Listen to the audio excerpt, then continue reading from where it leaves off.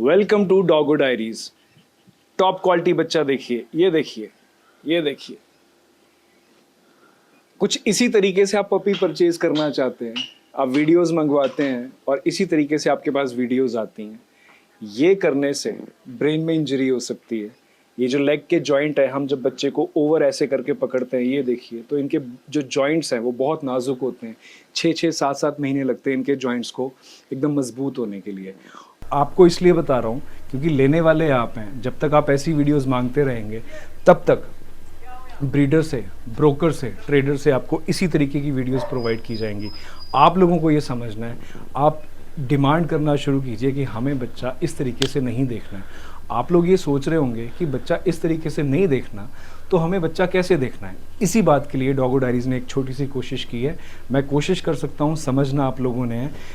2 type के clients रहते हैं। एक जो कुछ ब्रीडर्स होते हैं जिनको आगे ब्रीडिंग करनी है, या फिर जिन्होंने शो करना है। शो स्पेसिमेन वाले जो क्लाइंट्स रहते हैं, उनके पास बहुत सारी चीज़ें, उनको बहुत नॉलेज होती है, वो बहुत डिटेल में बच्चों को, पपीज़ को देखते हैं, एनालाइज करते हैं। वही चीज़ें मैं आपको आज बताने की कोशिश करूँगा। उनको नॉलेज है, वो उसी तरीके से बच्चा लेते हैं और उनको भी डॉग की एनाटॉमी देखनी है कि वो ऐसे इस तरीके से उनको बच्चा देखना है, टेबल पे खड़ा हुआ या ज़मीन पे चलता हुआ। और जो दूसरे हैं पेट पेरेंट, जिन्होंने अपने घर के लिए डॉग रखना है, उनको इस तरीके से, उनको एक हेल्दी पपी की उम्मीद रहती है जो देखने में अच्छा लगे। तो आप ऐसे एक अच्छा पपी तो देख सकते हो, लेकिन हेल्दी नहीं देख सकते।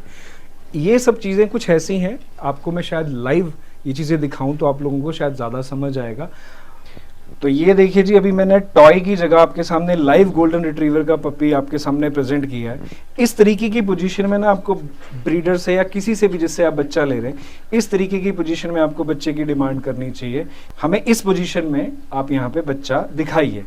जब आप ऐसे बच्चा देखेंगे, आपको देखिए कितने एंगल क्लियर होते हैं। सबसे पहले देखिए आपको टॉप लाइन, ये जो टॉप लाइन रहती है ये स्ट्रेट होनी चाहिए। बच्चा हो सकता है कई बार जो विदर्स हैं, यानी कि कंधे, शोल्डर, यहाँ से कभी आपको बच्चा ऊपर मिल सकता है, यहाँ से नीचे मिल सकता है। ये ऐसा नहीं होना चाहिए। और ये आपको मैं और चीज़ दिखाता हूँ। जैसे जब आपका ये डॉग खड़ा है तो इसके जो ये जो रियर एंगुलेशन है, ये ना ऐसे चाहिए, ओवर भी नहीं चाहिए और अंडर भी नहीं चाहिए। ये बहुत परफेक्टली ऐसे और ऐसे आनी चाहिए।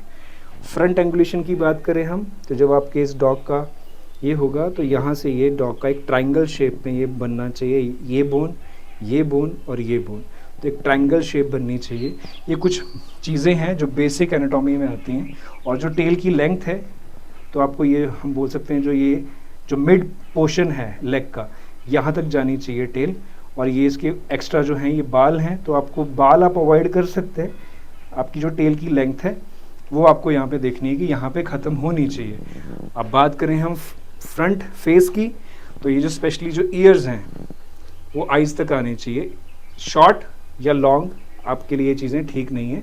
बाइट जो है, कैनाइन टीथ्स जो 4 साइड में 2 टीथ इधर हैं, 2 टीथ इधर हैं, वो आप देख सकते हैं कि वो प्रेजेंट होने चाहिए। और जो नीचे वाले जॉ के जो टीथ हैं वो ऊपर वाले टीथ के अंदर होने चाहिए। सीजर बाइट इसको टेक्निकली हम बोलते हैं। तो इस तरीके से ये चीज़ें होनी चाहिए। अगर वो बाइट, नीचे वाली जो बाइट है वो अगर बाहर है, इसको हम अंडर शॉट बोलेंगे। वो आप ले सकते हैं अगर आप शो कंपेनियन डॉग नहीं ढूंढ रहे हैं जिसको आप शो करना चाहते हैं। और इतने क्यूट पपीज जो हैं ये हुए हैं मिस्टर जशनदीप चहल जी के घर में। Welcome to Dogo diary sir.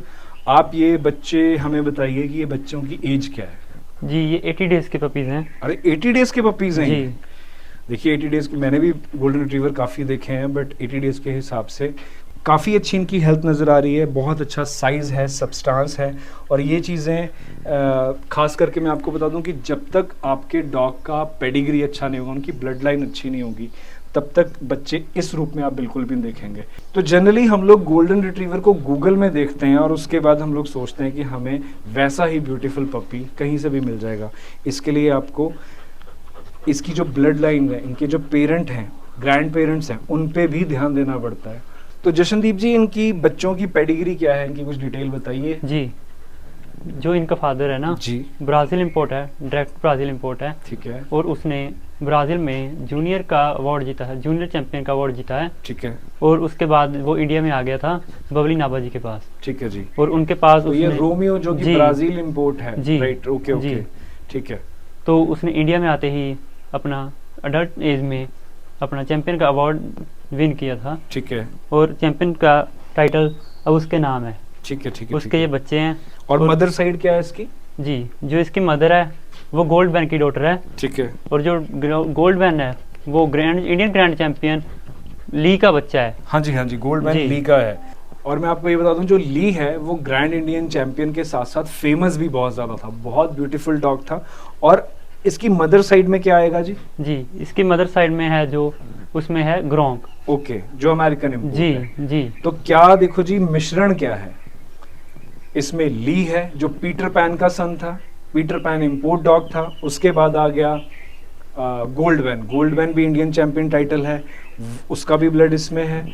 अब रोमियो जो कि ब्राजील इम्पोर्ट है, तो कंप्लीटली एक आउट क्रॉस ब्लड है। जो ब्लड इंडिया में प्रेजेंट था उसको कंप्लीटली ब्राजील इम्पोर्ट से मेड किया गया, और जो इस बच्चे की मदर की जो मैटरनल साइड है उसमें ग्रोंक है, ब्लेज है जी, है ना। तो ये काफी सारी डिफरेंट डिफरेंट ब्लड लाइन्स और अच्छी ब्लड लाइन्स का ये जो पपी है आप देख सकते हैं इसमें।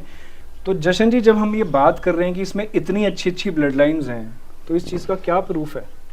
जी, क्या कैसे पता लगेगा कि आप हमें ये उसी ब्लड लाइन का बच्चा दे रहे हैं? जी, हमारे ना इंडिया में है KCI, अच्छा the kennel club of India. जी है जी, उसमें ये सभी डॉग्स के जो होते हैं रजिस्टर्ड होते हैं। जी। और जब हमारे घर में कोई भी लीटर होता है तो हम उसे भी KCI से अप्रूव करवाना पड़ता है। ठीक है। जी तो मान लो कि बबली नाबा जी के पास रोमियो है, जी और आपने घर बैठे बोल दिया कि ये रोमियो का बच्चा है ये, जी तो इस बात का मुझे कैसे पता लगेगा कि ये रोमियो का ही बच्चा है कि नहीं है? जी, हम KCI से ना इसका लीटर अप्लाई किया था। लीटर तो आपने अप्लाई किया जी। ना, तो आपने तो लिख के दे दिया रोमियो है, और बबली नाबा जी को हो सकता है पता ही ना हो, जी नहीं, ऐसा भी हो सकता है। नहीं जी, अच्छा जी, तो क्या प्रोसेस है उसका मतलब? हमारे ना इसमें डॉक्यूमेंट लगते हैं, मदर के भी फादर के भी। अच्छा, और वो फादर वाला डॉक्यूमेंट जो है वो बबली नाबा जी के पास है। तो वो आपको वो डॉक्यूमेंट डॉग का पेपर देंगे या किसी तरीके का फॉर्म देंगे? वो हमें स्टड साइन देते हैं। अच्छा, जी हाँ, तो जिसके वो भी हम approve- स्टड से अपनी फीमेल मेट होती है, ठीक वो है। हमें स्टड फॉर्म देते हैं। ठीक है, तो तब जाके आप KCI में पेपर जी। अप्लाई करते हो। तो आपने ये काम किया है? जी जी। तो ये फ्री ऑफ कॉस्ट हो रहा है सब कुछ? जी नहीं, अच्छा, इसकी फीस होती है, रजिस्ट्रेशन फीस तो होती है। KCI रजिस्टर्ड बच्चा अगर आपको देना है तो आपको उससे पहले KCI को फीस देनी जी। पड़ेगी। तो KCI वाले आपके पास फिर क्या फॉर्म लेते हैं और बोल देते हैं कि ले लो पेपर, या कुछ और प्रोसेस भी है? जी नहीं, इसकी पूरी वेरिफिकेशन होती है। ठीक है। जी हाँ, तब देखिए- जाकर बच्चे के पेपर बनते हैं। जिस आदमी ने आपको KCI रजिस्ट्रेशन के पेपर्स देने हैं ना, उसको सबसे पहले पूरे उस प्रोसेस से, जो कि KCI जो कि इंडियन गवर्नमेंट से एफिलिएटेड बॉडी है, जैसे आप लोग क्रिकेट देखते होंगे ना, BCCI है, तो BCCI इंडियन बॉडी है क्रिकेट की, वैसे ही kennel club of India short form KCI।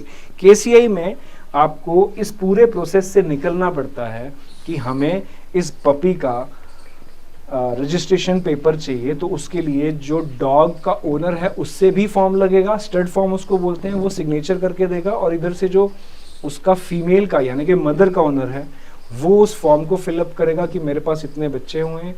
Fees पे की जाती है, वहाँ पे जाते हैं, उसके बाद वेरिफिकेशन होती है, इंस्पेक्शन होती है बच्चों की स्पेशली, तब जाके आपको एक KCI रजिस्ट्रेशन वाला पपी दिया जाता है।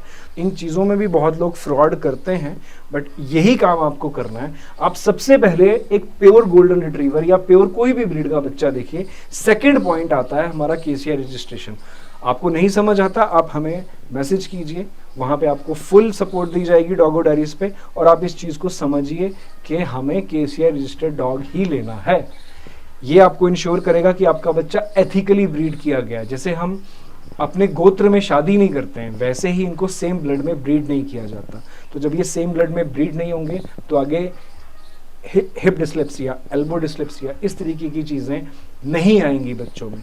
तो बहुत सारी ऐसी चीज़ें, आपका बच्चा बीमारियों से दूर रहेगा, प्लस आपको एक अच्छा रिकॉर्ड मिलेगा। उसमें रजिस्टर्ड ओनर और रजिस्टर्ड ब्रीडर का नाम हमेशा उस माइक्रोचिप में आप देख सकते हैं। सर, इसकी डीवॉर्मिंग की है, वैक्सीनेशन की है जी, आपने? इसकी प्रॉपर डीवार्मिंग और वैक्सीनेशन हो चुकी है। डीवॉर्मिंग सर कब होती है, पहले मेरे को ये बताना।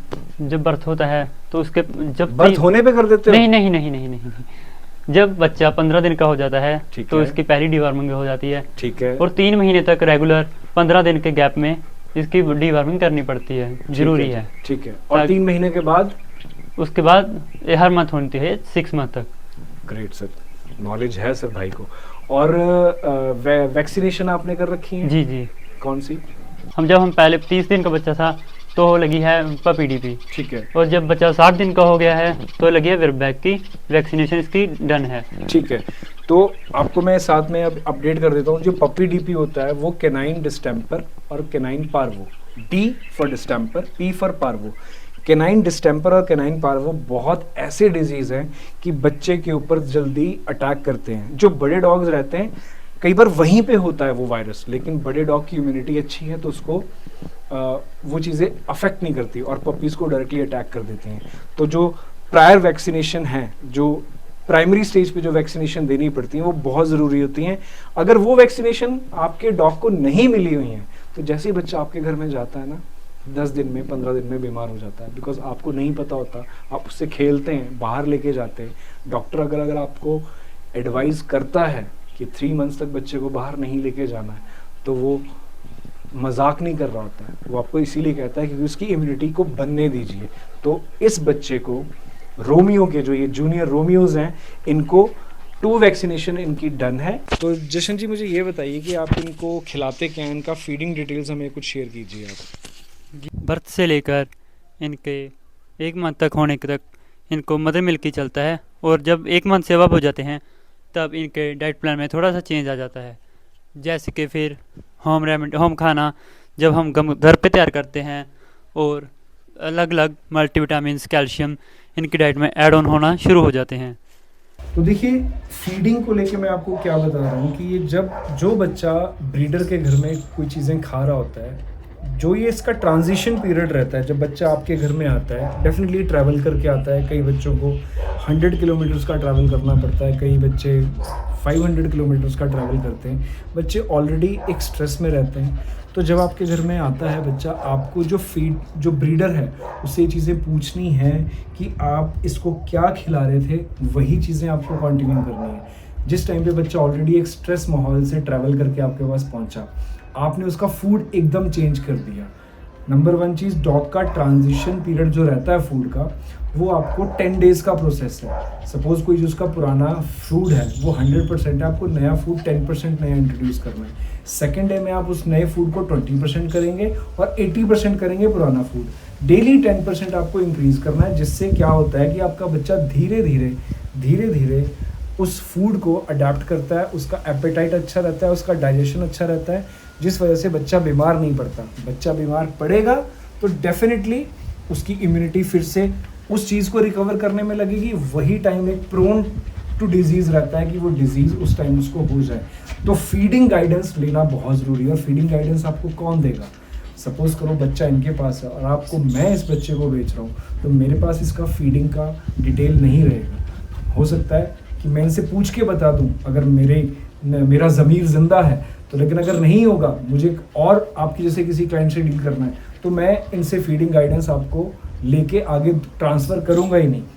और होगा क्या, आपका बच्चा ये बीमार हो जाएगा। बहुत छोटी छोटी चीज़ें हैं, लेकिन इन चीज़ों पे आप प्लीज़ ध्यान दीजिए कि फीडिंग गाइडेंस और जितने भी मैंने आपको चेक पॉइंट्स बताए हैं, बच्चा लेने से पहले हमेशा इन चीज़ों के बारे में ज़रूर सोचिए, तभी ये चीज़ें पॉसिबल हैं कि आपका ये जो प्यारा सा पपी है, देखिए, look at the size of this puppy, कितना अच्छा है। देखिए, मैंने आपको यही बताया कि जो इनके जॉइंट्स रहते हैं, जो मैंने आपको पहले भी बताया था, ये जो जॉइंट्स रहते हैं इनके, इन पे आपको बिल्कुल प्रेशर नहीं देना चाहिए। इनको हम ऊपर नहीं लेके जा सकते, जिनसे इनमें प्रॉब्लम आ सकती है।